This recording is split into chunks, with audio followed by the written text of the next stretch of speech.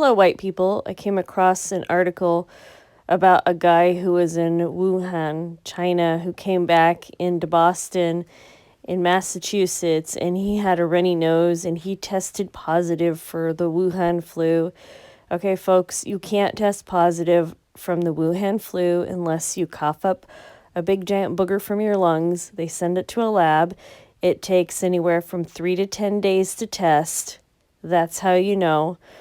He only had a runny nose. That's what the news report said, and he is in quarantine.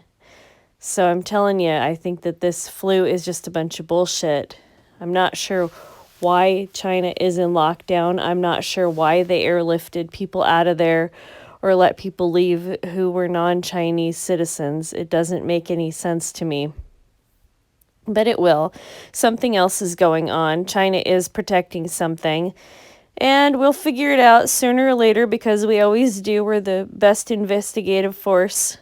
Well, besides an angry woman. An angry woman, she can find out anything faster than the FBI and NCIS. But we're not angry enough for that. Anyway, so I thought we would have a contest. Wouldn't that be fun? We'll have a contest to see how long this hysteria lasts. We're gonna start on February 1st. I guess it's almost February 2nd here. I guess we'll have to start on February 2nd. We'll start on February 2nd. How many more days from today is the Wuhan hysteria going to be in the news?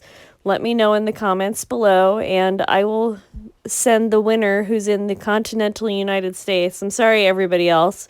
It's super expensive for me to send stuff overseas. It's $25 for me to send something 4 pounds or less to somebody in Europe. I don't think I can send anything to anybody in Wuhan if they guess. So sorry, Chinese people, if you watch my videos. Anyway, all right, everyone. So put your guesses in the comments below. And if you're curious or concerned about catching the Wuhan flu, you can't. You won't catch it. And there's so many viruses out there that'll give you a cold or cold-like symptoms. You don't have to worry about this. And it's not common for zoonotic viruses from them to go from human to human, such as rabies. I don't know if somebody who has rabies, I'll have to look that one up. But I don't think that infections you get from animals can get to a human, then go to other humans. It's either rare or impossible. I'm not even sure. All right, I thought I would wrap up the video here with a little bit about rabies. Rabies is one of those diseases that you get from animals and you can't transfer to other people. Rabies virus is transmitted through direct contact, such as through broken skin or mucous membranes in the eyes, nose, or mouth with saliva or brain nervous system tissue from an infected animal. People usually get rabies from the bite of a rabid animal. It is also possible, but rare, for people to get rabies from non-bite exposures, which can include scratches, abrasions, or open wounds that are exposed to saliva or other potentially infectious material from a rabid animal.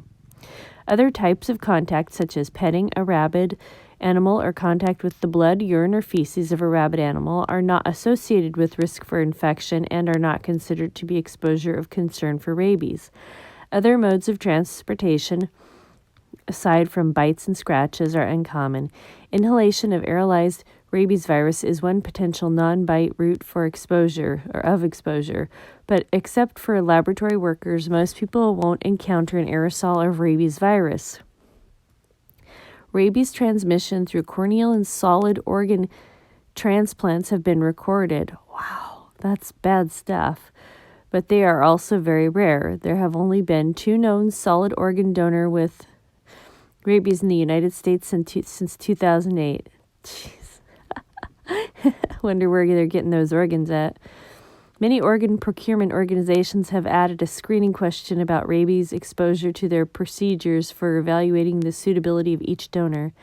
Bite and non-bite exposures from an infected person could theoretically transmit rabies, but no such cases have been documented. Casual contact, such as touching a person with rabies or contact with non-infectious fluid or tissue, urine, blood, feces, is not associated with risk for infection. Contact with someone who is receiving rabies vaccination does not constitute rabies exposure, does not pose a risk for infection, and does not require post-exposure prophylaxis. Rabies virus becomes non-infectious when it dries out, and when it is exposed to sunlight.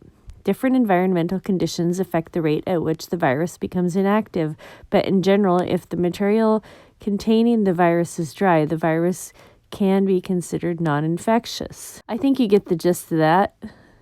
And to reassure you again, I do not think that there are any viruses that are acquired from animals that can be spread from human to human. I haven't found a single instance of that, but I will keep looking.